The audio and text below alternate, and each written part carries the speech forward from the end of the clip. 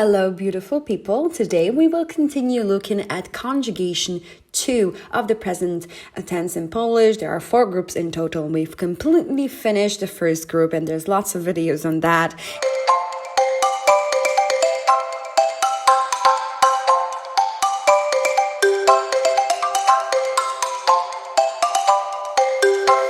We've also already started looking at conjugation number 2. And basically, in conjugation number 2, there are 3 groups with the endings that you can see on the screen right now. We've already looked at group 1 endings, okay? And today we will look at group 2. As you can see, they have the same endings, each, edge. That's how we distinguished group 1, by the preceding letters of those endings. And the preceding letters are N, B, P, P, I, M, W, and O. And that's how we always will know if we are dealing with group 1 instead of group 2 of conjugation number 2. Group 2, on the other hand, has these preceding letters before the each, edge ending. L, C, CI, DZ, DZI. But there is something we have to remember. Usually the first step in conjugating a verb is removing the infinitive letter chi. But in this group, we will also take off the preceding letter or even 2 letters also. So we will be removing those letters, the ones I've marked in purple, okay? That's what you will be removing in order to conjugate the verbs. And it will all make sense once we look at the examples as usual. And this is basically to a grammatical process that is there to keep the phonetics of the language correct, meaning the Polish sounds that I always try to show you just so you get used to how Polish language should also sound. So let's look at the first verb. The first verb will be part of the LECIE쪼 ending, okay? And a verb that is here is GOLIĆ SIĆ, which is a reflexive verb because we have the reflexive pronoun się. And that verb basically means to shave. So what do? Yes, we take off the infinitive chi, but we also will take off the preceding letter I. And we will be left with the stem go. And that's when we will add the verb endings that we see here on the screen. And that's what we will create our verb to shave. How do we recognize when this process starts? Well, basically by some specific letters. And the letters that you see here are shi, ji, chi, ji, L, when it comes also with the next letter before the chi, shi, chi, ji, ji, M, again, if there's a letter afterwards, and letter ni is preceding letter. I know it sounds quite complicated, but I'm just showing it to you just so you have it in the theory. You need to take it step by step, and once you will be seeing more verbs, that will be making much more sense for you. Letters that never have this process occurring are hard sound letters. So sh, ch, zh. You hear the sound. It's not this soft sound of ji, ji, chi. It's a hard sound of sh, ch, j. Those are hard sounds. So that's basically what you should remember. So we have this final stem that we've created, gol, and we will add the adequate verb endings and the reflexive pronoun się here, and that's how the final verb golić się, to shave, will look. Ja golę się, golę się. Ty golisz się, golisz się. On, ona, ono goli się, goli się. My golimy się, golimy się. Wy golicie się, golicie się. Oni, one golą się, golą się. Let's have a look at another verb from this ending of lić. It's the verb palić, to smoke. What do? We take off the chi, no, and we are left with pali. And we should add the verb ending elm? No, we have to first remove the letter I, no, because in this group we will remove the preceding letters too. So we will remove the I, and the final verb will be palę. That's because when you're trying to pronounce palię, it lacks this Polish sound, okay? Palę. Palię, it doesn't sound correct. Palę. If you will say palię for whatever reason, most likely you will be understood from the context of the conversation, but the actual verb is palę. So we have the stem of palę and we add the relevant endings, and that's our final verb. Ja palę, palę. Ty palisz, palisz. On, ona, ono pali, pali. My palimy, palimy. Wy palicie, palicie. Oni, one palą, palą. Another verb which has the ending of leć. Okay, so I have a verb here, woleć, to prefer.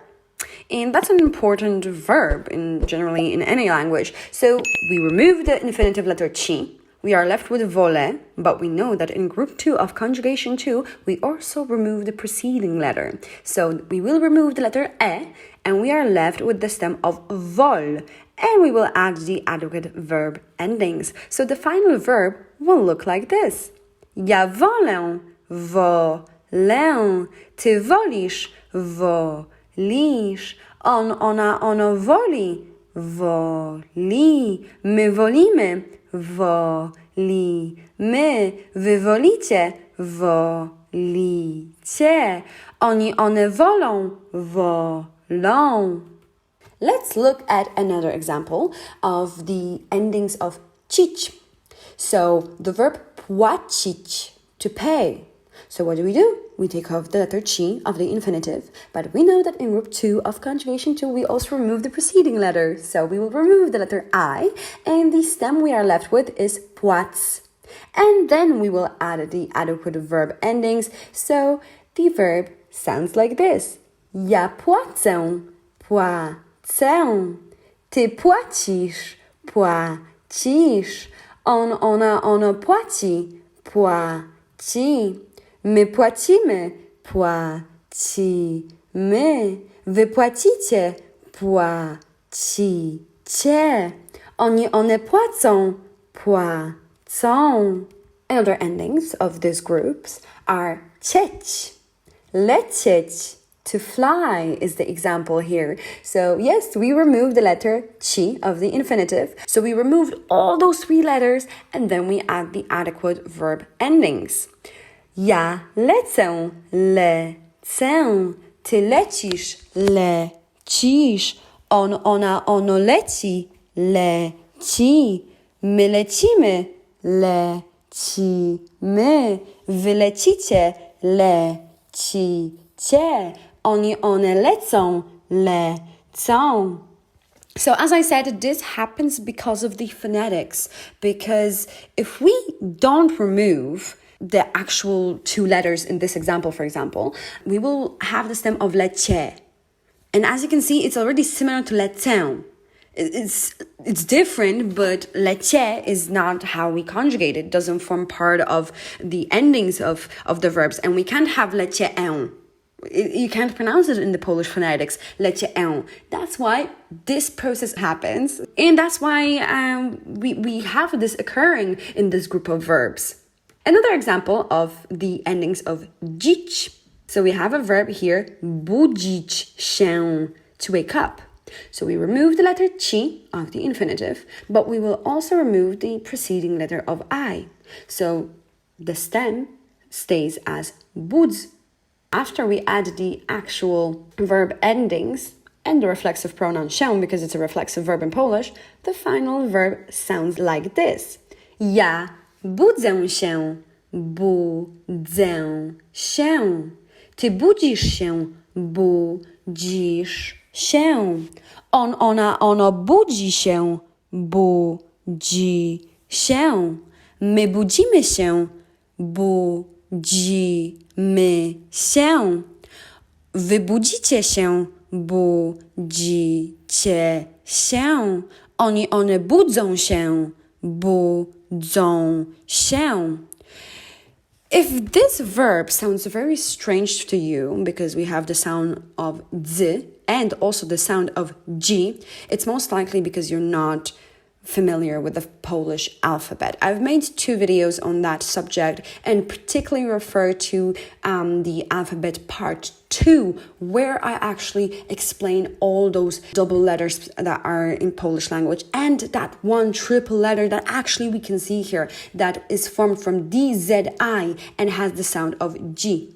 And the letter DZ, the double letter DZ, is pronounced as Z.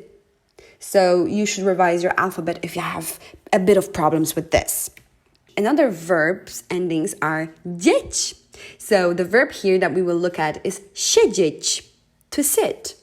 And what do? We remove the letter chi of the infinitive, but we also remove the preceding 2 letters. So the stem that we have is siedz. And we add the actual verb endings, and the final verb sounds like this. Ja siedzę, siedzę. Ty siedzisz, siedzisz. On, ona, ono siedzi, siedzi. My siedzimy, siedzimy. Wy siedzicie, siedzicie. Oni, one siedzą, siedzą.